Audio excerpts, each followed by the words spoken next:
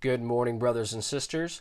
This is a prophecy report entitled, Choosing to be an Abomination unto God. The book of Proverbs says, These 6 things the Lord hates. 7 are abomination unto him. A proud look, a lying tongue, hands that shed innocent blood, a heart that devises wicked imaginations, feet that are swift in running to mischief, a false witness that speaks lies, and he that sows discord among the brethren. God is a God of truth. Jesus is truth. Satan is the father of lies. A nation that chooses to abandon the truth and become a nation of fraud, lies, and deceit is also choosing to become a nation that is an abomination unto God. A nation founded on the Scriptures cannot choose to abandon God and follow Satan and get away with it forever. God will call for repentance by allowing hardship to come upon that nation, but a lack of repentance will ultimately stir the wrath of God. Here are some recent events that seem to indicate that the rapture and tribulation period are close. Concerning abandonment of the truth, deceit, and persecution, a street preacher that heads a group called Warriors for Christ expressed his concerns on social media 3 times about a church in Oklahoma that was endorsing same-sex marriage, drag queen shows in front of children, and more. When one of the gay church members told the local city council some of the things the street preacher was saying were not true, the street preacher produced photos and video clips to verify what he was posting. The church petitioned the county court for a restraining order to silence the preacher, and the court threatened to arrest him and jail him for up to 5 years if he posted any more Bible verses on social media that condemn homosexuality. The Rutherford Institute is appealing the court order on behalf of the preacher. According to John Whitehead, head of the Rutherford Institute, this case is an effort to criminalize speech, thoughts, and actions that are not politically correct. Concerning abandoning God and not getting away with it, on April 22nd, Germany shut down its 3 remaining nuclear power plants. These 3 plants produced only about 6% of Germany's power, but for a nation that was already experiencing major energy shortages, a 6% reduction makes a bad situation worse. The idea that Germany could produce enough solar and wind power to meet her clean energy needs has turned out to be wishful thinking. The destruction of the Nord Stream pipeline and sanctions against Russia have made Germany's energy situation worse. With insufficient energy, Germany's economy is headed for big trouble, and her wound is mostly self-inflicted, but many people are going to suffer.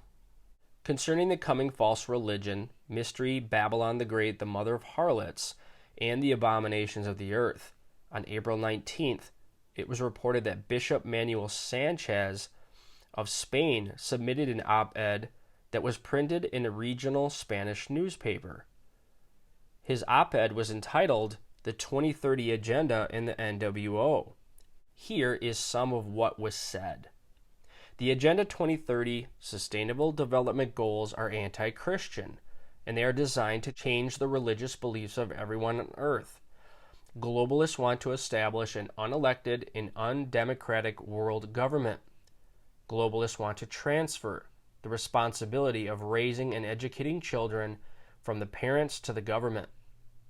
Globalists want to determine what people should believe about abortion, LGBTQ issues, secularism, the definition of tolerance and intolerance, and how people should live.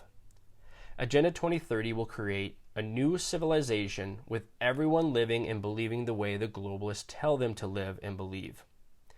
The Agenda 2030 Sustainable Development Goals became global laws on January 1st, 2016. The globalists that are pushing them are anti-Christ, anti-Bible, and anti-Israel. A person cannot reject Jesus, the Bible, Israel, and be saved.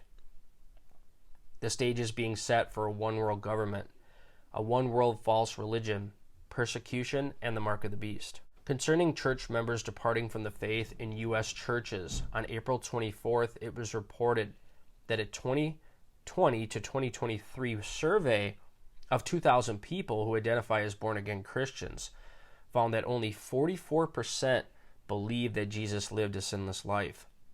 The study was conducted by the Cultural Research Center at Arizona Christian University and was supervised by George Barna. Concerning the tracking of all buying and selling, on April 20th, it was reported that 2 U.S. senators introduced a bill on March 21st, 2023, to create a digital identity for every U.S. citizen.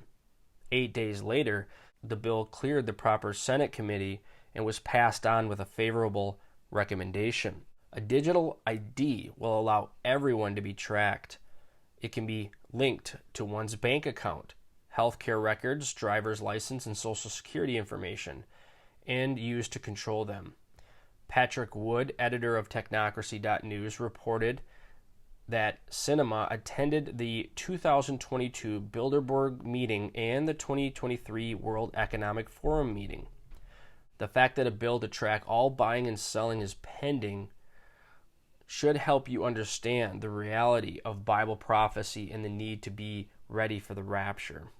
Concerning world government, an international advocacy group of entertainers, politicians, corporate executives, and others called Global Citizens Now, with billions of dollars in commitments, meet each year to discuss ways to advance the UN Agenda 2030 Sustainable Development Goals.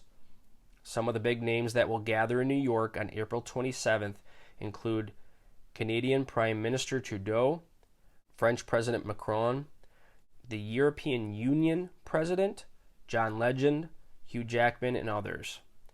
Other groups that plan to have people present are Verizon, Cisco, Ford, Pepsi Corporation, and Rockefeller. It has been reported that they will combine major announcements on policy initiatives with discussions about immediate steps that can be taken on climate change, food insecurity, gender inequality, and other issues. Concerning anti-Semitism in the U.S., on April 13th, 14 Democrats urged President Biden and Secretary of State Blinken to condition U.S. aid to Israel, money and weapons and equipment, on ending gross human rights violations. When asked if they would support conditioning U.S. aid to the Palestinians on PA respect for Israel and Jewish civil rights, none of them responded. Concerning the coming economic collapse, on April 26th, Gary Bauer, Campaign for Working Families, reported that the interest on America's national debt last year was $475 billion. Higher interest rates will make it worse this year. Biden wants to keep increasing our national debt, and he is refusing to negotiate with Republicans that want to try to avoid a collapse. Finally, are you rapture ready?